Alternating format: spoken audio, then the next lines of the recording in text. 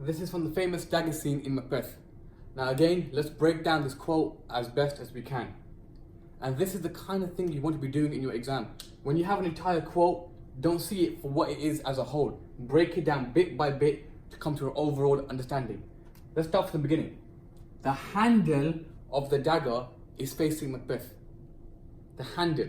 Why is that important? It's important because when something is facing you with the handle, so it's facing like this, make the point, it's facing it so he can use it. It's for use. Now what is he going to use the dagger for? He's going to use it to kill Duncan. If the dagger, for example, was facing Macbeth like this, the handle the opposite direction, you could argue that this dagger will be Macbeth's downfall. Yeah, it will come and it will kill him. But the fact that it's the other way around, it's the idea that Macbeth will use this dagger for the killing. The handle towards my hand. Now let's pause for a second. We all understand what that means, that the handle of the dagger is pointing towards Macbeth's hand.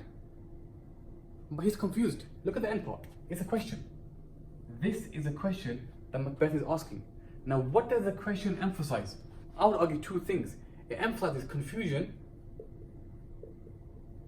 but also acceptance. He's almost making out as though that the dagger is calling him, that the murder is tempting him. He's not calling it, it is calling him. So he's a bit confused. He said, hold on, the dagger's facing me, the dagger wants me to clutch it. Who is he trying to kid? And that's why the second line is very important. For the first line, he's showing a little bit of confusion, a little bit of surprise. Now, if he was as innocent as this question mark emphasizes, then he would not do what he does on the second line. Look at the first word, come. Now, the guy, this is a command. He's calling the dagger. Macbeth is calling the dagger to come to him. So who has power? Macbeth has the power. He is in control. He's not completely out of his senses, where he's seeing things and going confused. Macbeth knows exactly what he's doing. Come. He's calling it. Now, why would you call a dagger? Why would you call anything? You would call it because you want it. You would never call something that you don't want coming to you. But what does he call it for? Come, let me clutch thee. This word's very important, the word clutch. Why clutch? Why not let me hold you? Let me feel you? Let me grasp you? I would argue it's because the word clutch is a very powerful verb.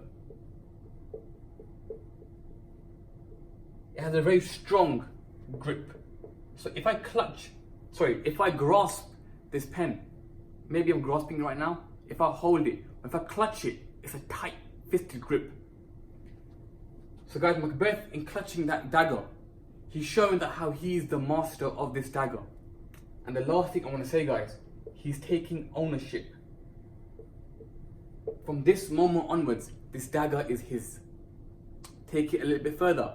From this moment onwards, this murder, this killing, all the killings are down to Macbeth. Do not see the dagger as just a dagger. See the dagger as the symbol of death.